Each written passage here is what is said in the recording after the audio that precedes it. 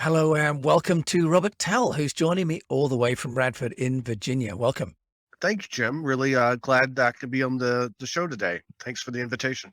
Well, I have to have you on the show because you have the most amazing Hawaiian shirt on, which is bringing the sunshine to me over here in the UK. It's a bit damp as always, but we're going to talk about your book, which is called Don't Be Dumb, but also the communications and the journey that you've been on going from being a corporate finance CFO to being an entrepreneur and coach to entrepreneurs. Is that right? That sounds great. Absolutely.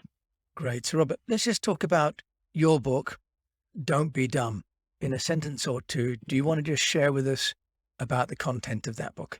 Sure. Well, I'll start off, Jim, with the title, which is the one point with the publisher where I got into a confrontation over because they were like, "Oh, that's so negative," and I'm like, "It's not negative.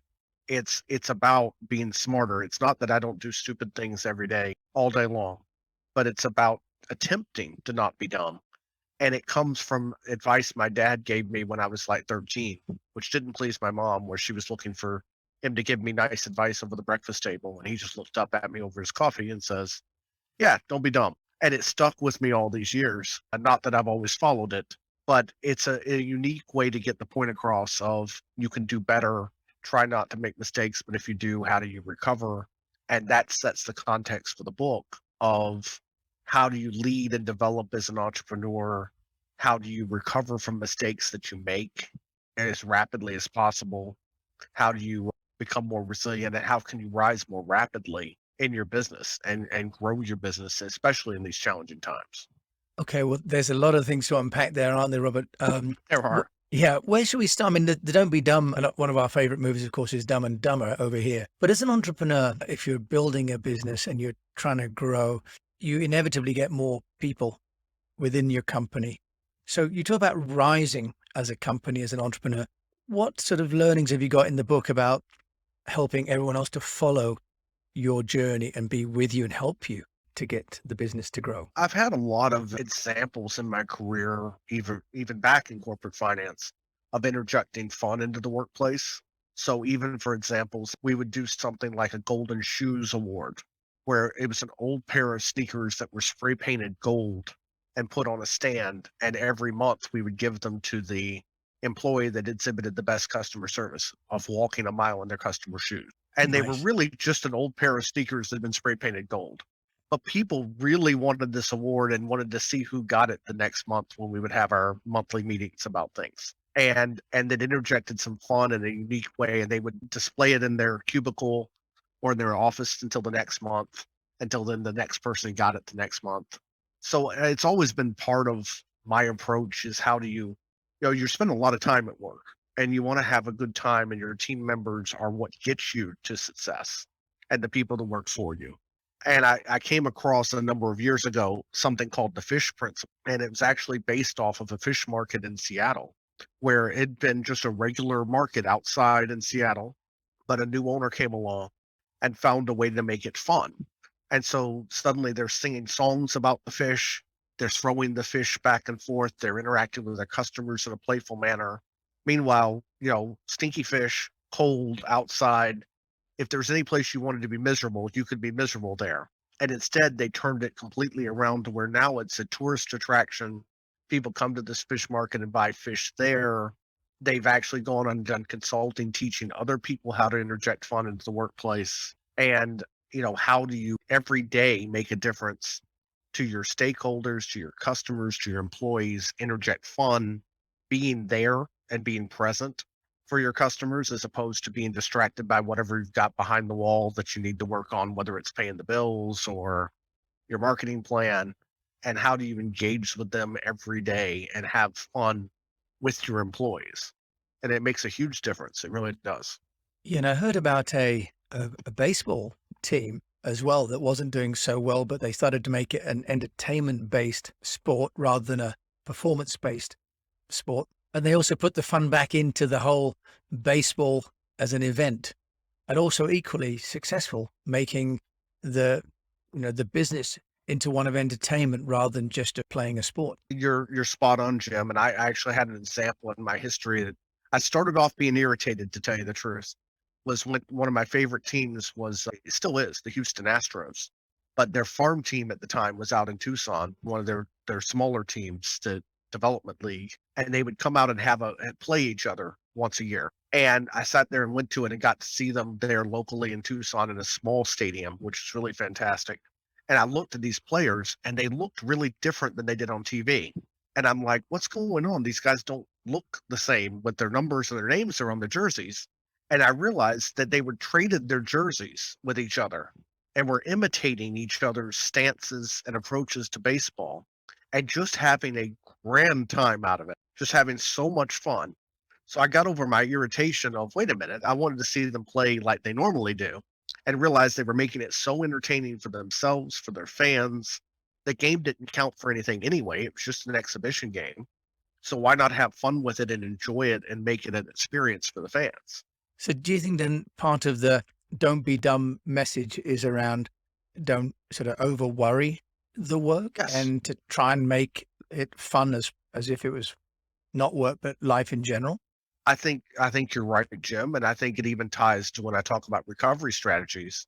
So many entrepreneurs get tangled up in not wanting to make mistakes. And the reality is you're going to make mistakes. You're going to get yourself in bad situations and don't take it so seriously. Find a way to turn it around. Find a way to improvise, adapt, overcome, improve. You can get yourself out of nearly everything if you don't take yourself too seriously and just go, wow, that was a bad idea. Now what do we do?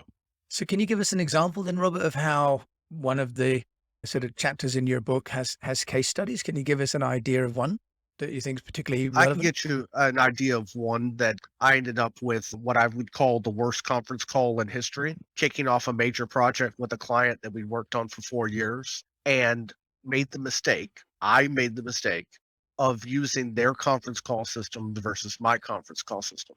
And for the big introductory kickoff call with hundreds of people around the world, and their conference call system, we had no control over, and it introduced everybody who joined. And so you start the call and it's beep, Jim just joined, beep, Bob just joined, beep, Sally just joined for the first 10 minutes of a 30-minute call, interrupting constantly. 10 minutes of me being able to talk clearly, and then everybody started leaving it and also announced their departures. And I'm sitting there and I'm frantically talking to my IT person when I'm on mute between the beeps, trying to get him to change the system, which he can't because it's not our system. And hung up, finished the call. Dreadful, horrible call. Worst one I've ever had, thinking that's it, we're done. We're in London at the time. They may not even pay for us to fly back home. We're done. This whole assignment is finished. And had to sit there and go, okay, what lessons have I learned out of this? Is first of all, you got to own it. I made the mistake. I have to go down the hall now with a recovery plan, which is we can do another call tomorrow and record it on our system. But I have a window of about 5 minutes to get down the hall and save this. If I hesitate, we've lost it forever. And I can't sit here and moan about my fate or my mistakes. I just have to find a way to recover. And I did, and it worked out, and it turned into like a year and a half assignment that worked very, very well because I got to them and I owned it and found a, but didn't just say I made a mistake. I made a mistake, and here's what I'm going to do to fix it. Here's how I'm going to improve and how we're going to recover. And people miss that. They get hung up in I made a mistake, which we all do. Yeah, and you've got a couple of things in there. I think one is the need to go back and be proactive. But I think from the context of this podcast, the control of the platform that you have the communication on is really key, isn't it? Oh, it was. And today, are you recommending any particular platforms that you use or that some of the big companies that you've worked for? Are they all using Teams or are they using Zoom or are they using other Th- tools? There's pros and cons to both. I mean, traditionally I use Skype, but it got a little bit clunky over time and not nearly as good as it used to be, and have used both Zoom and Teams. And there's pros and cons to both. I would say Teams has an advantage because you can also have a repository of documents and documents to be shared with people that you're interacting with. So when you're working on projects or have ongoing interactions, Teams, I think, wins that way over Zoom. Sometimes you get into upgrades and so forth, it doesn't work quite as well as you'd like. Zoom works very well for having the ability to interact with lots of people, but it also has limitations, such as how long you can be on a Zoom call. Unless you have a Zoom account, they'll cut you off at 45 minutes. So you have to be willing to pay for that extra to have unlimited amounts of time. And so I'd say both. I would say it's a near tie between the two. It just depends on what purpose you're using it for. Right. And the key, as you say, is that you own the channel for communication. You've had to transition from being sort of a CFO, including from Pinkerton's, the investigative agency, to being a Hawaiian shirt wearing business consultant and author. Can you just tell us some of the lessons as well that you've learned about that transition? Because it's quite different to represent a big brand or be part of a big brand and then to build your own, isn't it, Robert? It is, and I think it took me a little bit of time. It may be back to the don't be dumb. Sometimes I am. It took me a while because in finance, you typically want to be, wearing the brown suit or the blue blazer and the light blue shirt and the tie and sort of be in the background and not necessarily stand out, but be that voice of stability, but you're really not recognized or seen very often. You don't really want to be in that position. That's for the CEO to be in, to be the one that's more the outward recognizable figure. And it took me a little bit of time to figure it out with some good advice from my wife and others of in consulting, you want to stand out. You are your brand. How do people know you for who you are? And that's led to, Hawaiian shirt wearing and being even known to the point where I got this one for a Christmas present this year of from my wife of saying, here's another one that you can wear on the podcast. And other people have been on other podcasts said, oh, there you are again wearing that Hawaiian shirt. Or, oh, that's a different one. That's a Star Wars Hawaiian shirt. Where'd that one come from? And helping you be have a place because there's only so much space people have in their heads for brands and people and who they are and being known for something, whether it's something as simple as a Hawaiian shirt, stands out, where a light blue shirt and a blazer doesn't stand out a bit. Yeah, I'm slightly embarrassed because I'm wearing a blue button-down collar shirt today. So you've got the high ground on the fashion today. I don't know. I guess World War II bombers on a Hawaiian shirt might win today, Jim. I don't know. But Robert, what part of your strategy then as an advisor to building your own brand has been the book? Can you Yes. just tell us how you've gone about writing that and how you're publicizing it and the impact that it's had on your business? It was interesting because it started off being random stories from Robert, and it was going absolutely nowhere other than some interesting stories about. And I wanted to, after I'd been through, Jim, I'd been through having a brain tumor that was removed, and it was a really wake up call for me, successfully removed, but made me want to give back from my experiences and see if I could take a different approach in things. And that's what the genesis of writing the stories down. I then found a way to link them using popular music as the beginning of themes of the chapter and tying things together that way.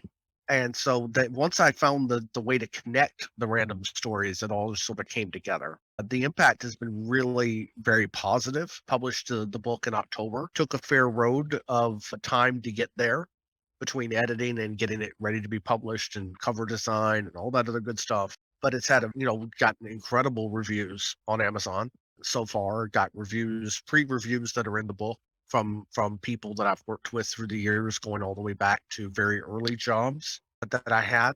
And some of them aren't even published, Jim. A guy that I worked for, several of his experiences or my experiences with him are in the book. He read it, stayed up at night reading it, downloaded it, read it, and then wrote me an email at 2 in the morning saying, wow, everything you're saying makes a lot of sense. And you've had some interesting experiences that I didn't even know about. And I endorse everything you said in this. It was absolutely fantastic. And that wasn't even a public review, but it just woke up in the middle of the night and made me feel very good about the positive impact. That's fantastic, Robert. And congratulations on getting a book published because I know it's not easy to do and getting free reviews and so many positive reviews. Congratulations indeed on that. And so, in terms of helping you to build your brand, you're doing the book, and how are you promoting the book? And how does that then kind of make a lead magnet for your consulting business? Well, the idea is for it to be that lead magnet. So somebody says that, okay, I could use this type of advice, or how do I apply that? I tried to give away elements of it, Jim, like at the end of sections, talk about here's action steps you can take. Here's an appendix with some tools you can use. So it wouldn't require somebody to come to me, but make them interested enough to where they can call and email and get help if they want some more help or some time with that. So how I've been publishing has been primarily through getting the reviews on Amazon, some publications on LinkedIn and Facebook of talking about things, as well as going to podcasts like yours and then publishing those out and linking to those on LinkedIn and Facebook to get the word out about the book. And Robert, are you doing that yourself, or have you got people sort of helping you to do that? Because it is time consuming, isn't it? Yeah, I followed my own rules, Jim, of the time I've spent in India where you outsource things if you can, and I hired a firm to help find podcasts that would be a good fit. And so they do a lot of the heavy work of sending out inquiries, connecting, and then coming back with, okay, we've got somebody Jim wants to talk to you or is interested. And then I take it from there and book the time. But it means I'm spending 10% of the time on it that I would be otherwise, so I can keep focusing on delivering to existing customers and promoting the book. Now, is that very expensive, Robert, to outsource the sort of podcast bookings? Relatively not horrible because they actually broke it down across like a 6-month period of time with a fixed fee, with a fixed guaranteed number of podcasts. So it's broken down, so it's not horrendous. Can you give us some indication of what that's costing? I want to say it was like $1,800 a month across 6 months. So not free, but not $100,000 either. Yeah. Okay. So affordable, and if it gets you one or two more clients, Yes. then And that's the key, like to sell some books. And we've had some good sales so far, but would always like more. I know you can understand that. But then leading to more engagements with clients, it doesn't take much in the way of engagements. And we've got some good interest. I've got some local clients here. I've got one international, one US client, and then another one that I'm working on right now. I have the passion for working with entrepreneurs. My grandfather opened his own shoe store when he got tired of moving. I helped him when I was growing up with that, and that sort of returning back to that has a lot of meaning to me after and applying those corporate skills to a smaller enterprises. and if there's one of the rules in your Don't Be Dumb that you could share just to give people a flavor, Robert, what do you think? You talked about refreshing, for example, and growing. Can you give us one example from the book?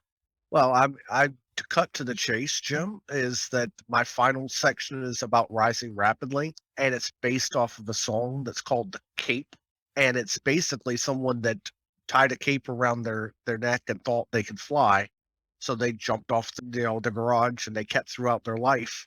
But the message is they didn't know they couldn't fly, so they did, and that's about rising rapidly. Is don't be hesitant, don't be afraid because you don't know everything, don't be afraid because you're not perfect.